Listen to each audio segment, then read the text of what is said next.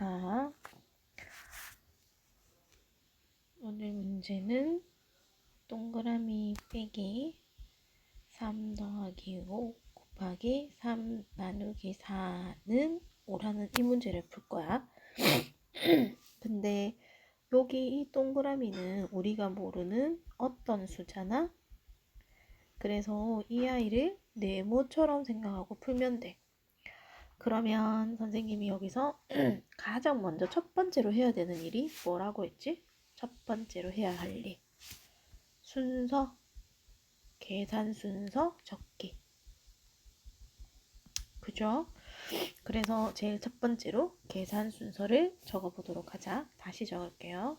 동그라미 빼기 3 더하기 5 곱하기 3 나누기 4는 5. 그럼 계산 순서가 어떻게 되지요? 괄호 먼저 1번, 2번, 3번, 4번 이렇게 되겠지. 자, 그러면 여기에서 풀 때 어떻게 풀어야 되냐면 먼저 계산을 할 수 있는 거는 계산을 하고 못하는 건 그대로 두는 거야. 그러면 두 번째 뭐 하라? 계산을 할 수 있는 건 계산을 하라. 계산할 수 있는 것은 계산하기. 그래서 1번 답은 8, 2번 답은 24, 3번 답은 6이 되죠. 그런데 4번은 계산할 수 없지. 하지만 식은 만들 수 있지. 어떻게? 4번은 동그라미 빼기 6이 되는 거야. 그죠? 그랬을 때 동그라미 빼기 6은 답이 뭐가 되지? 5가 되잖아. 그래서 최종적으로 식은 이렇게 적죠. 동그라미 빼기 6은 얼마? 5.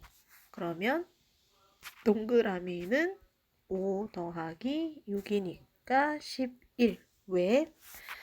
뺄셈에서 앞에 있는 수가 가장 큰 수라고 했지? 큰 수를 구하려면 나머지 두 수는 어떻게 해야 된다? 더해야 된다. 이해됐어요? 그래서 이렇게 푸는 거라고 이야기를 했어.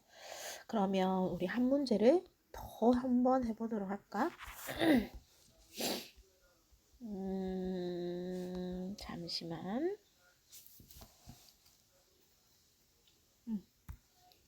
하나 더 해볼게요. 72 빼기 8 곱하기 네모 더하기 6은 38. 모든 문제가 푸는 과정은 똑같아. 첫 번째 뭘 하라고 했지? 계산 순서 적기. 1번 얘가 빼기가 2번 그 다음이 3번 이렇게 되겠지? 그래서 3번을 계산한 답이 누가 된다? 얘가 된다. 그 다음에 두 번째로 선생님이 뭘 하라고 했지?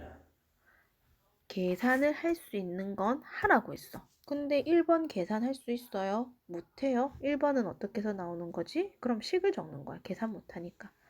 8 곱하기 네모를 해야 1번을 구할 수 있어. 그럼 2번은 어떻게 계산을 해야 돼?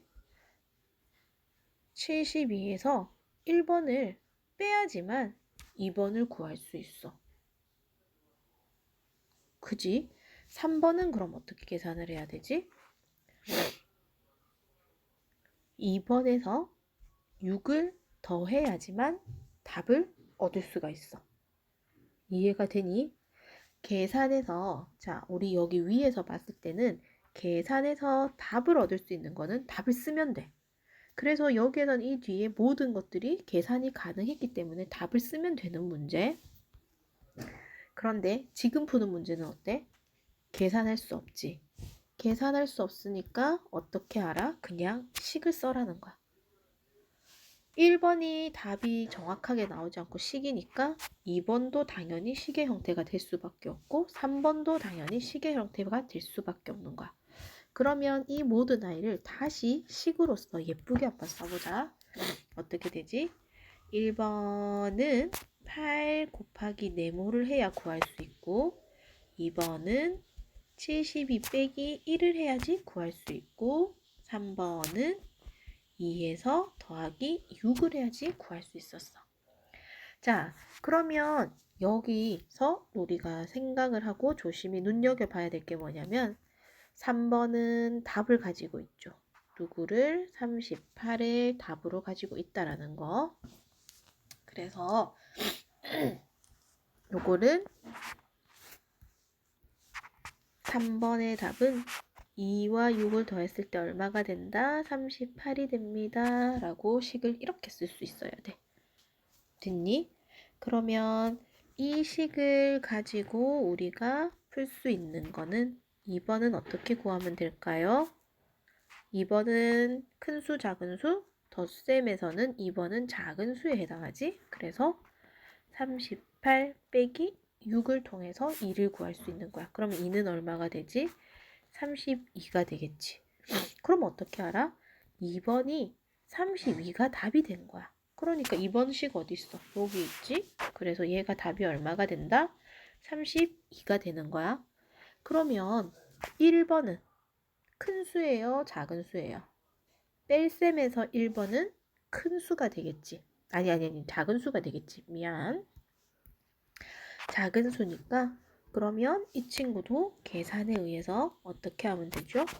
72 빼기 1은 32야. 근데 1이 작은 수니까 작은 수를 구하려면 큰 수에서 작은 수를 빼야 되겠지. 그래서 1번은 72에서 32를 빼야지만 구할 수 있어. 그래서 답은 40이 되겠지. 오, 그러면 우리 1번 답이 40이라는 거 알았지? 누가? 이 아이가 40이 되는 거야. 그러면 다시 이 아이가 얼마다? 40이다. 그럼 식을 다시 한번 써볼까? 8 곱하기 네모가 얼마다? 40. 따라서 네모는 얼마다? 5. 이렇게 구하는 거라고 했어. 그래서 식 쓰는 연습을 좀 많이 하세요. 요렇게 선생님이 너희한테 처음 가르쳐준 방법은 이 방법이었어. 근데 이 방법 말고도 풀 수 있는 방법이 있지. 거꾸로 계산을 하는 거야. 잘 봐. 요거 말고 요걸로 설명을 할게요. 여기에서 우리가 이 답이 38이라는 걸 알고 있었잖아. 그러니까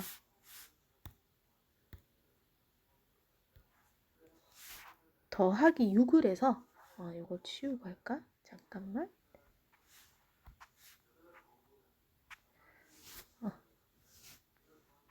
다른 색깔, 이 색깔이 좋아. 아니, 이 색깔로 할까? 자, 더하기 6을 해서 3번이 뭐야? 더하기 6을 하잖아. 전체적으로 맨 마지막에 계산을 했던 게 더하기 6을 해서 우리는 답을 38이라는 걸 얻었어. 그렇기 때문에 더하기 전의 수를 구한 게 뭐가 돼? 2번이 되는 거야. 그래서 더하기 전의 수를 찾기 위해서 38에서 6을 빼준 거야. 됐니? 그 다음에 얘가 그러면 없어지죠. 계산 이미 했어요. 36 빼줬어. 8을. 그래서 이 아이가 얼마가 되는 거야? 32가 되는 거야.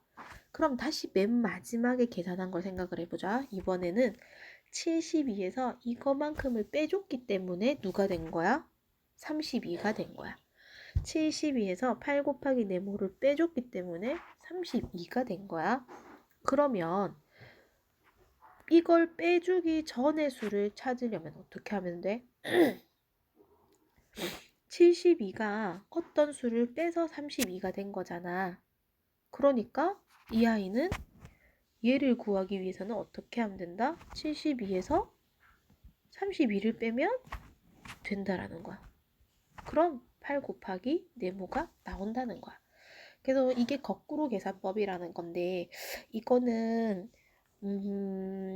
조심해서 써야 돼. 왜냐면 뺄셈이 앞에 있느냐 뒤에 있느냐에 따라서 되게 많이 달라져. 뺄셈 앞에 있는 문제를 푸느냐 네모가 뺄셈 앞에 있느냐, 뺄셈 뒤에 있느냐에 따라서 되게 푸는 방법이 달라지기 때문에 지금은 선생님이 그렇게 푸는 것보다는 이렇게 차근차근 푸는 연습을 하는 게 좀 더 좋을 것 같아. 이거를 연습을 많이 하다 보면 거꾸로 계산하는 게 저절로 이해가 되거든. 그리고 중학교 가서도 방정식이라는 걸 통해서 거꾸로 계산하는 걸 다시 한번 알게 된단 말이야. 그러면 기본적으로 얘를 먼저 알아야지만 그 아이들을 더 이해를 잘할 수가 있게 되는 거야. 그래서 선생님은 요거를 조금 더 중점으로 해서 요 방법으로 좀 더 공부를 하고 식을 써왔으면 좋겠어.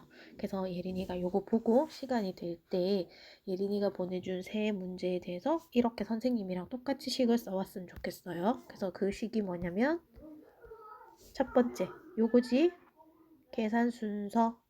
두 번째는 각각각을 식으로 예쁘게 써서 풀어가지고 올 것. 자, 첫 번째 할 일이 뭐다? 중간에 네모가 있는 이런 식을 풀 때는 어떻게 푼다? 첫 번째, 계산 순서를 먼저 적으세요. 그리고 계산할 수 있는 게 있으면 할 수 있는 거 계산을 하세요. 그리고 세 번째가 뭐였지? 세 번째가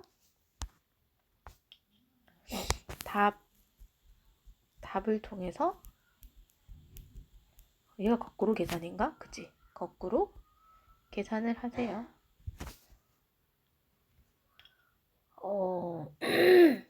어떻게? 맨 마지막 있는 것부터 계산을 해서 차례 계산해서 네모를 찾아갔잖아. 거꾸로 계산을 해서. 이렇게 식을 꼭 써오도록 하면 좋을 것 같아요.